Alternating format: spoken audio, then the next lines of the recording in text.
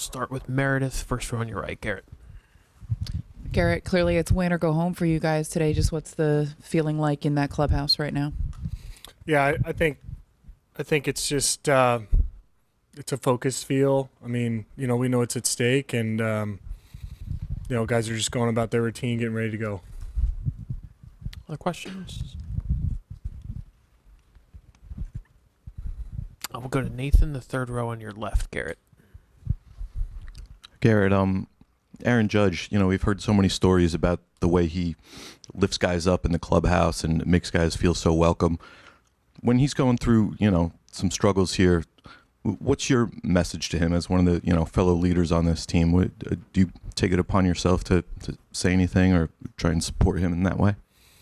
I mean, I just make sure that he knows I'm there for him. If, whatever if he feels like he needs to bounce something off or, and then really just, supporting him, during the game, just like anybody else, tough at bat, you let him know that, hey man, we were with you every pitch there, whether it's, a pat on the butt or a pat on the shoulder.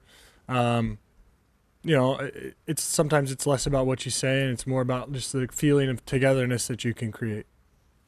Other questions? We'll go to Eric, the first row on your right, Gerrit. Gerrit, how is your preparation for a game that you're not sure you're going to actually start? Well, I mean, I just assume I'm going to start it, so yeah. Other questions? We'll go to Yvonne right here. We'll get you the microphone.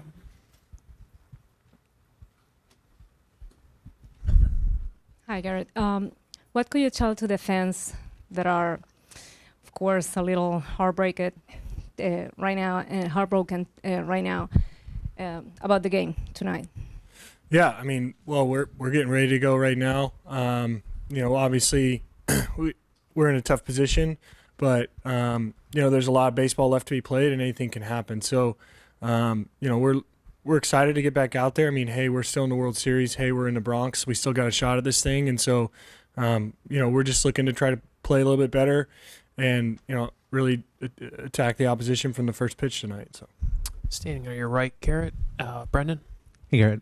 With you guys down 3-0, how much, if any, conversation was there about you coming and pitching tonight on short rest? I didn't have any conversations.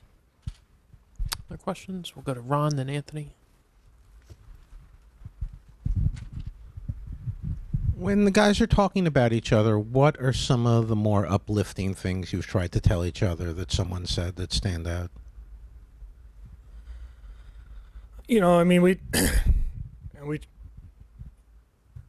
I think we try to, just remind ourselves that anything can happen. I mean, we've been telling ourselves a lot, really rather if we're up or down, there's a lot of baseball left, just to try to keep us, in the zone, in the moment, focus, regardless of, what the results are dictating. So there's a lot of that. And sometimes, like I said earlier, sometimes it's just a smile. Sometimes it's just, putting your arm around somebody, but we got to, we got to get after the ball. So, we're also pumping ourselves up, getting ready to go.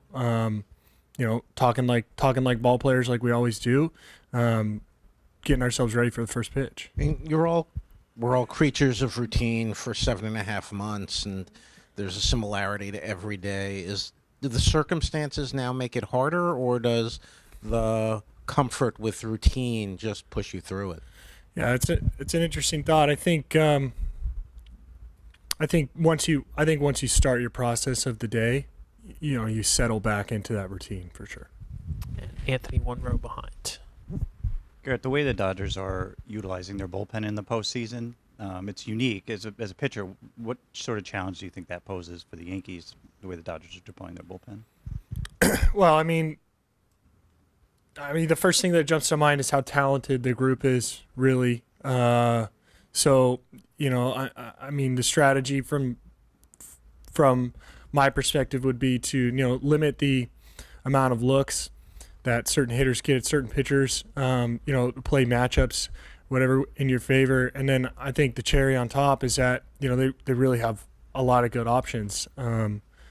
So there doesn't seem to be a real weak spot in their approach because of the talent that they have. So First row on your left, Garrett. Right here. Do you think that the Grand Slam on first game one hit you guys so hard that you haven't been able to come back up from it? I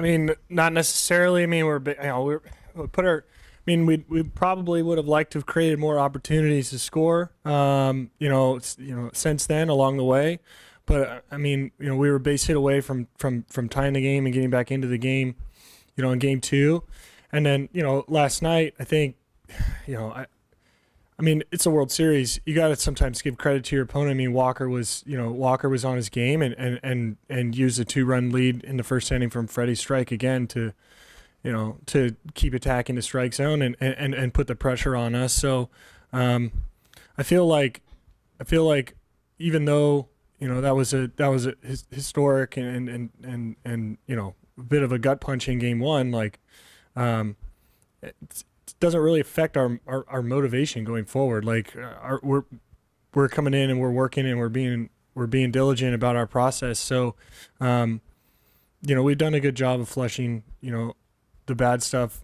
over the course of the year and been resilient and trying to stay even keeled when things are really going well as well, just to not get ahead of ourselves. So I like our process in that regard, and to me it seems that we're following that. So Go to the second row with John. We've all spoken plenty about the ways that you're able to help the pitchers on your team, even when you're not starting. But just like to give one example, Aaron Judge said that, when you guys first met each other, you kind of helped him with the scouting report that was on him and talked to him in those ways. In a situation like this, when the offense is struggling, are there things that you can say and notice about the way they're being attacking, or do you feel more of a need to stay in your lane, really? Yeah, I think it's delicate. I think it's delicate. I mean, even though I like to tout my prowess in hitting in the major leagues, it's not on par with any of the guys that we have. So, I'm not an expert on how to hit the ball. Usually, I tend to be better at how to not hit the ball. There are parts of my conversations throughout the year with everybody that the objective is really just not to change that, right? So in no way am I going out of my way to like add to any of the extra voices. I mean, we have a lot of really qualified people who know exactly what they're doing. And sometimes I think in that regard, saying less, instills maybe just a bit more trust in the individual too. I mean, it's not like we're apart and we're not speaking in terms of the team in general, but I mean, it is a fine line like you alluded to. So it's probably about sticking to what you normally do and maybe sometimes, less is more. Got Dave in the next row. Garrett, no team ever obviously coming into this thinks they could ever be down 0-3. I was just wondering, does it take something mentally to kind of put aside the I can't believe we're in this spot and switch gears to we just got to think about today and focus on the ahead part of it? Yeah, I think regardless of the situation, you don't want to be looking ahead, right? So you're in game one. Certainly, you have dreams about winning the World Series. Certainly, the other outcome, losing the World Series. But the challenge is to just focus on game one and try to win that game, and starting with the first pitch. So, while it's human nature to again probably still ponder, what the outcome of the series will be. The outcome of the series, is irrelevant past, the first pitch, really and truly. So there's probably a bit of a mental battle, but like Ron alluded to earlier, I think the creatures of habit, characteristic of players and the routine that we have to get into every single day, I think that helps you just slide back into the mentality that, okay, sure, we have to win 4. Well, guess what? We had to win 4 going into game 1. So, in that respect, like, things haven't changed that much. So it's one game at a time, one pitch at a time. Do 2 last ones. Mark, third row on your far right. Okay. Boone had said that with everything that you went through this spring, that he didn't view you as an option to come back in short rest. I guess, has that experience made, since you've come back, you guys be any more careful, and just physically, how do you feel right now? Yeah, I feel great right now, and I'm available whenever the team wants me to pitch. So there's nothing preventing me from pitching if the team wants me to pitch. We'll finish up 5 rows back on your left with Jay. Gerrit, when you first came back, you had your ups and downs early in the season over here. And now you're throwing the ball a lot better. You had a great start in game 1. What is it for you that you feel like you're doing better than you did at the beginning of your season returning from injury, and where are you physically and mentally relative to then? Yeah, well, I think I'm in better shape now. There are some games, coming back, as much as you can prepare to put yourself, in a position to pitch into major leagues.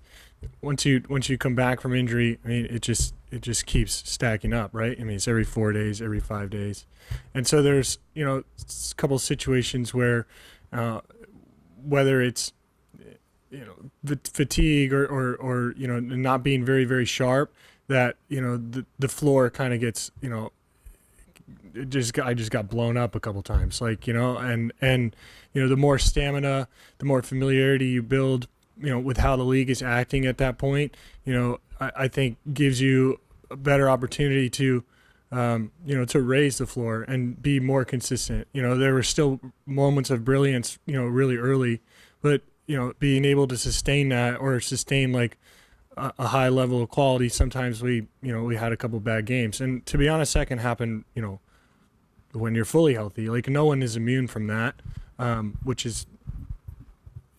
one is immune from that. But I mean, I feel now like I'm in good shape. I have a reserve while I'm pitching, so if I need to dip into the tank, I can go get it. And then I can go get it again. It's not like a one-time thing. And then familiarity both with myself and my delivery, how I'm moving, how well I'm concentrating the ball in the areas of the strike zone that I want to get. I'm not missing east and west. I mean, very rarely anymore. Things are more defined. And then, the ebbs and flows of the season. So jumping into the middle of the season, not really having any experience on how the league has evolved over the first 4 months, how now having the experience, having seen, how things and the ebbs and flow has gone, I take that information and apply that with the tools that I have at this point. And so I think those things, all kind of contribute to just being just more consistent, day in and day out. All right, Gerrit, thanks for your time. All right, thank you. Appreciate it. Anthony Rizzo's on his way in.